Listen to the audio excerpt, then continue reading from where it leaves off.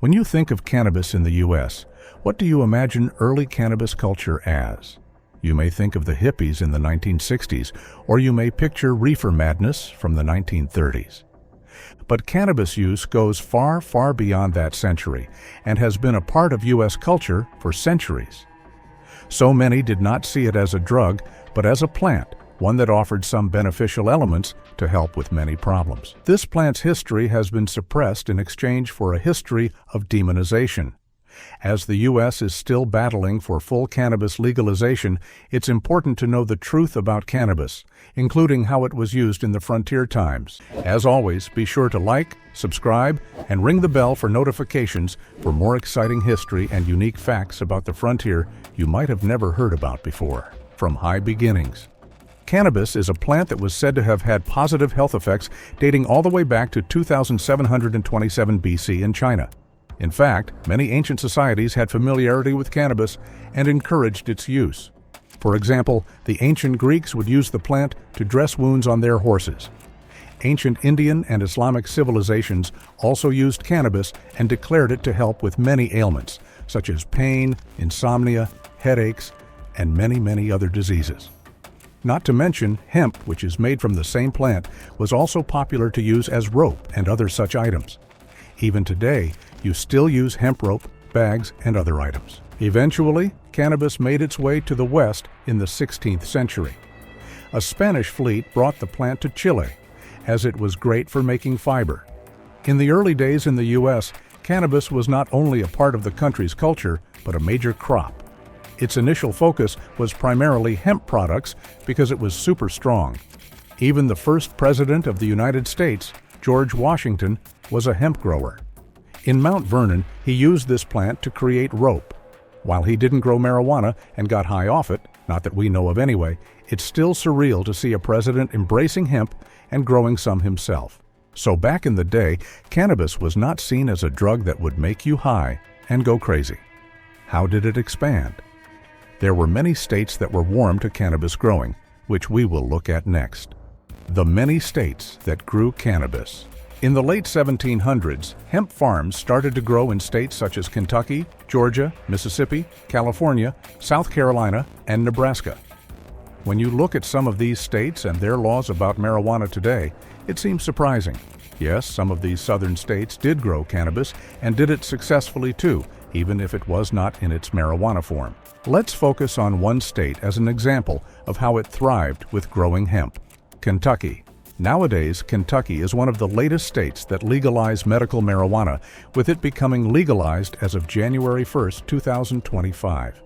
But in the old days, the plant was used for fiber, twine, rope, textiles, and sometimes was smoked. Most of the time, smoking sat at the bottom of uses because hemp fibers, when used for rope and twine, were useful around the farm. The first crop in Kentucky was actually in Danville on Clark's Run Creek. Another state that embraced hemp was Connecticut. In 1640, the governor, Edward Hopkins, even declared that every resident needed to grow the plant.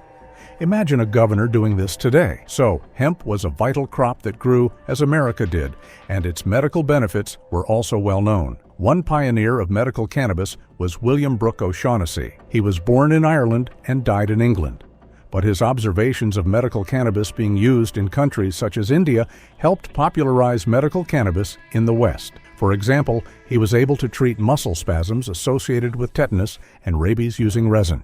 Before aspirin, you may have reached for some cannabis. You couldn't sleep? You may have taken some cannabis instead of a sleeping pill. And to this day, medical marijuana is still praised for its ability to treat pain, help with sleep, and much, much more. You probably know someone who takes marijuana to sleep or to help with cancer symptoms, or you may be someone who does.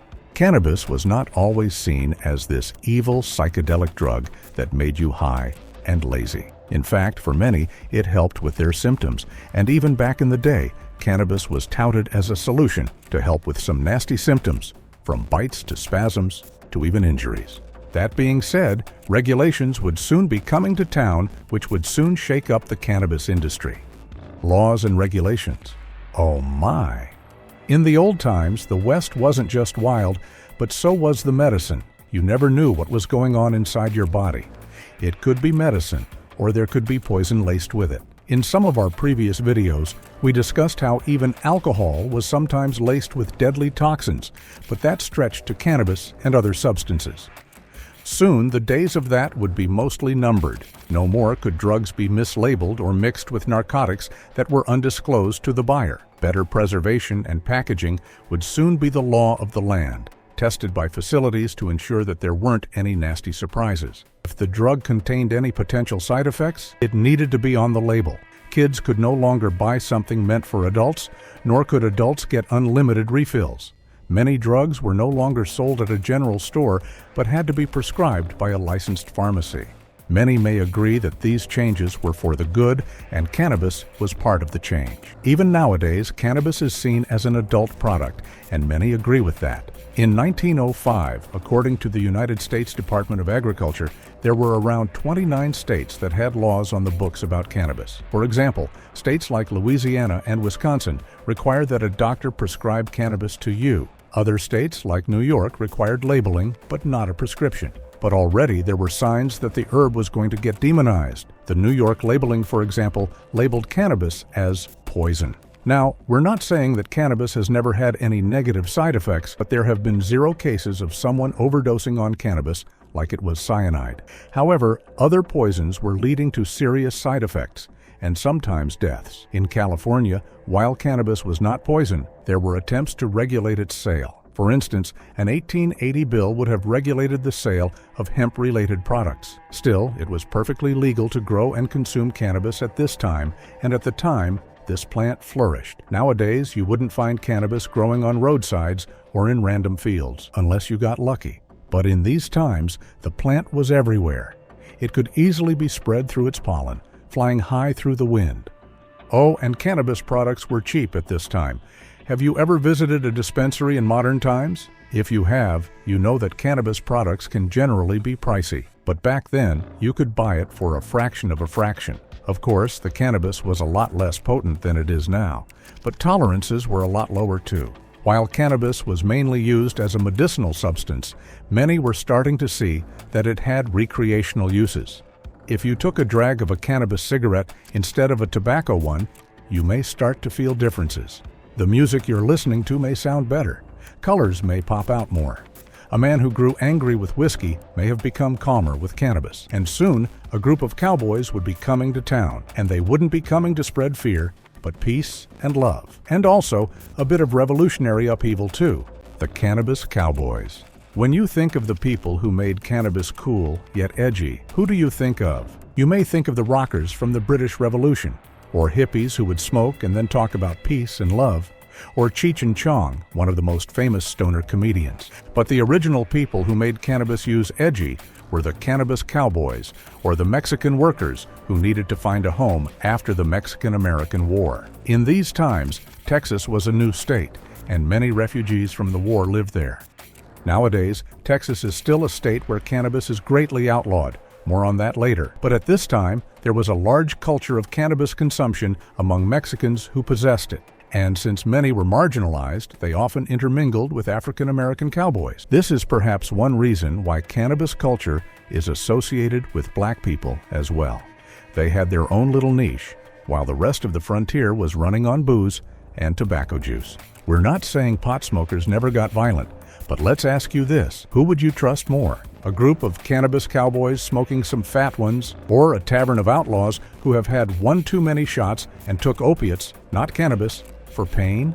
Most people's answers would be the former. Many times when these cannabis cowboys got together, both the Mexican and African-American cowboys, they would smoke, share, and soon build connections, allowing them to partake in the plant and share with others too. It was pretty cool and allowed them to have their own groups to associate with. During this time, cannabis started to be referred to by another name as well, marijuana.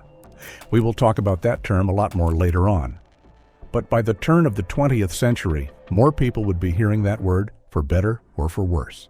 As these cowboys started to share their green with others and spread the acceptance of cannabis along the frontier, there were several iconic cowboys that you may not have heard of because they weren't in the history books. These Mexican cowboys were pioneers of iconic movements in the Texas area. One example was a person who was a big part of the Mexican Revolution, Pancho Villa. Francisco Pancho Villa was a big figure in the Mexican Revolution, where dictator Porfirio Diaz was overthrown. Pancho was known by many names, including the Mexican Robin Hood or La Cucaracha. La Cucaracha is a popular Mexican folk song that you have probably heard. In fact, you probably have it stuck in your head right now by us mentioning it. During the Mexican Revolution, one part of La Cucaracha was commonly sung. It goes like this: La cucaracha, ya no puede caminar, porque no tiene, porque le falta marihuana que fumar. In English, these lyrics are, the cockroach can't walk anymore because it's lacking marijuana to smoke. This is one of many corridos, or Mexican ballads, and many of them describe Pancho's life, including being associated with cannabis. Imagery of Pancho with cannabis is not hard to find. One stereotype people have against cannabis smokers is that they are lazy and would rather smoke cannabis than do anything productive. Of course, cannabis smokers know that this greatly depends on the type of cannabis you smoke and your reaction to it, along with how much you take. When Pancho and his revolutionaries smoked cannabis, they did not want to sit down and eat all day. But it gave them courage. Their senses were heightened, and any fears seemed to dissipate. This allowed them to accomplish many things, sometimes better than they ever would if they were sober. Of course, they weren't just cannabis users, but also drank alcoholic beverages such as mezcal, an alcoholic beverage derived from the agave plant. These truly were revolutionaries who planned during the day, fought in the afternoon, and then partied at night. That said, not much is known about the man's personal life, but what we do know makes for an incredible tale. First, he was not born as Pancho Villa, but as José Doroteo Arango Arambula. He changed his name in 1903 after killing an army officer and taking the horse for himself. And he didn't start as a revolutionary. Instead, he was an outlaw, getting in trouble often for stealing mules. However, he would not target the poor, but would raid wealthy haciendas. That's why he's called the Robin Hood of Mexico. He was also a romantic, having many romantic escapades and children. But his revolution would come not because he wanted revolution, but because he saw it as a way to make money. During the chaos, he could loot, plunder, and take advantage of it in other ways. In some cases, that money would end up in the less fortunate hands, or to use for his own partying habits.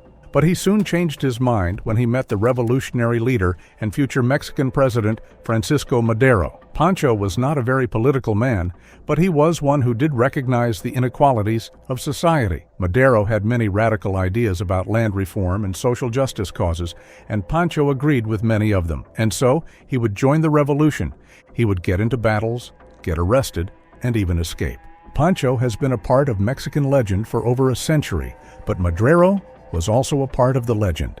He helped save Pancho from death sentences many times, and Madero eventually abolished the death penalty during his presidency. Still, he would get arrested many times, including spending 4 months in a jail in Mexico City before escaping right on Mexican Independence Day. Then, he fled to El Paso. His life continued to have twists at turns. At one point, he was the governor of Chihuahua City, forming an army and taking control of the city. He helped to reform the city, but he also lived high off not only the marijuana, but off the hog. He lived the life of his dreams through taxpayer funding and his own legalizing of prostitution and gambling. He spent money on cars, and of course, as much marijuana as possible. But he still did great things for the people, including returning the city to the people. But the United States, seeing what he was doing, decided to back Venustiano Carranza, an old rival of his. Carranza rose to power, which damaged Pancho's fortune. Still, Pancho pursued power, including raiding Columbus, New Mexico. This led to General John "Black Jack" Pershing leading an expedition against him. Pershing did not capture Pancho, but this pressure caused Villa to lose even more influence. After several failed attempts to regain power, he retired. But it wasn't a quiet retirement. The government had to grant him a 25,000-acre hacienda for him to be silent, and any remnants of his army became his bodyguards. So even in failure, he won. He got to live out his days in a high-end abode and spend his days with his comrades who supported him. Not a bad way to go. Still, the cannabis cowboy was greatly feared by the government. Maybe he would grow bored and not settle down and take back the government. Maybe that army he retired with would agree to let him go, and he would make his daring escape. So in 1923, while visiting Parral with fewer bodyguards, he was ambushed and killed. It's unknown who killed him, but it was said to have been the 46th and future 47th President of Mexico, Álvaro Obregón, and Plutarco Elias Calles. To further add to his legend while he was dying, it was said he said these lines, "Don't let it end like this. Tell them I said something." Even in death, the man wanted to go out with a bang, not a whimper. However, it's also believed he died instantly. The truth is that we will never know how we died, and that honestly adds to the mystique of it. Pancho was only 45 years old when he was assassinated. He lived a little over half the life that most people lived. However, he lived many, many lifetimes at the same time, and he did it while being a cannabis user. Don't get us wrong, he was a controversial person, but his legacy is still talked about today. And he did help cannabis get that bad boy reputation. There are many stories of Pancho we could have told, but we don't want his story to take up the entire video. And as you know, the bad boys would soon not be the outlaws, but the men in suits. Industrialization was coming to the U.S. Information would quickly spread through the power of newspapers, film, and radio, and with that, hysteria. Cannabis would go from being beneficial for your health and to make textiles to being seen as the devil's drug. Let's now talk about the horrors of prohibition. The prohibition of cannabis. The cannabis cowboys came riding with their joints in their pockets, and the greater U.S. started to notice, not by asking to pass the joint, but with racism and authoritarianism. Racism and xenophobia toward Mexicans, a prejudice still big today, became popular at the turn of the 20th century. And one of the prejudices started with a single word: marijuana. While marijuana is one out of many terms we use for cannabis like pot, reefer, ganja, etc., it became a fear-mongering term due to its Spanish sound. What's funny is that no one knows how it started. Some say that the term comes from the Nahuatl, an ancient Aztec tribe, word maliwan. Some say that the term comes from the Nahuatl, an ancient Aztec tribe, word maliwan, meaning prisoner. But it's also said its origins may be Chinese or a derivative of the name Maria Juana, or Mary Jane.